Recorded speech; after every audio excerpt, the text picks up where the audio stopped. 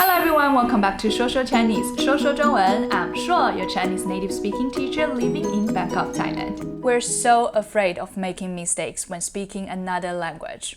But sometimes it's actually fine or even better if we can say something different from the standard grammar.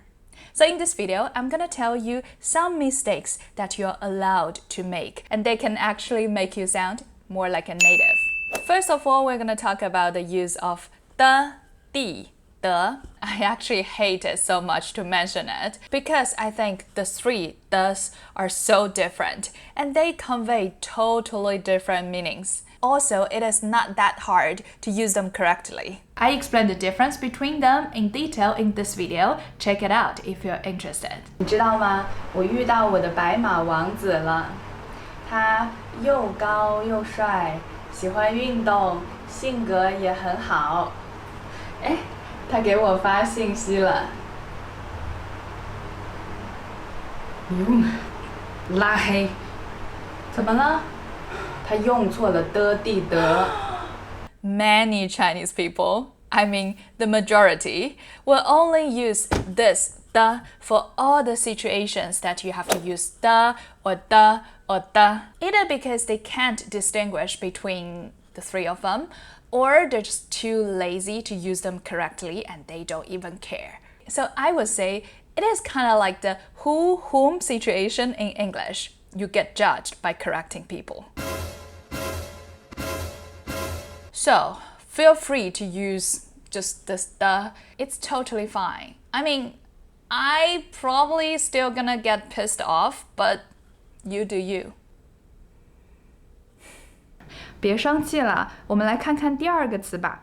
The second word is 先, which means do something first. So the correct grammar is we put 先 before a verb or before the action that you're gonna do first.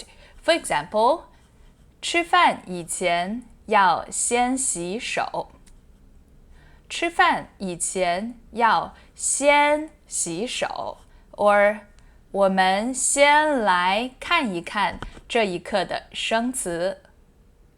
我们先来看一看这一课的生词。But in colloquial speech, we can also put 先 at the end of the sentence, as long as you can say it casual enough. 那我带你去做训练吧，先。好。那我带你去做训练吧，先。我们来看一看这一课的生词先啊。我们来看一看这一课的生词先啊。吃饭啦，洗手先，洗手先。Yeah, being casual is the key. The third one I'm going to talk about in this video is a group of words. You see their pronunciations in the dictionary, but you may hear people say them differently in real life. Let me give you some examples. 新冠肺炎，新冠肺炎。之前新冠肺炎这么大的事情，新冠肺炎，2020年的新冠疫情，这次的这个新冠肺炎，尽量，尽量。然后尽量用的长久一些，尽量选外观好看的，尽量。潜意识，潜意识。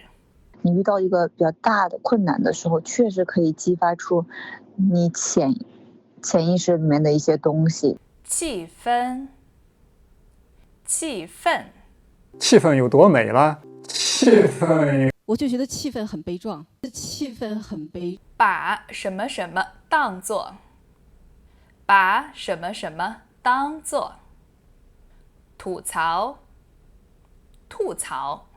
For me, personally, not only I won't correct people when I hear them using the wrong tones, but I would also intentionally say the wrong tones when I'm speaking with a Chinese person. 最近我们小区有人得了新冠。然后我们的气氛就有点尴尬。哎，我要跟你吐槽我的老板。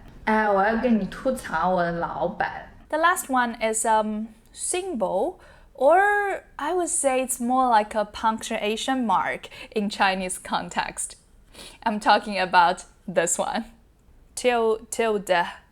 It's a special character found on most keyboards and used in a wide range of IT-related applications, including mathematics, programming, file systems, directories, and URL addressing.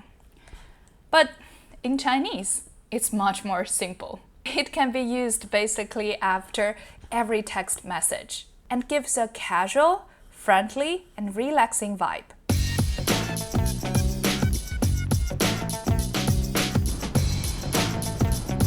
So instead of using the proper punctuation marks like 嗨, 好的, or 在吗, start using this one to be more like a native today. So this is all the content of today's video. If you like this video, hit the like button and don't forget to subscribe to my channel and turn on the notification bell so you won't miss out the great chance to improve your Chinese. I'm Shuo from ShuoshuoChinese. I will see you in my next video. 再见!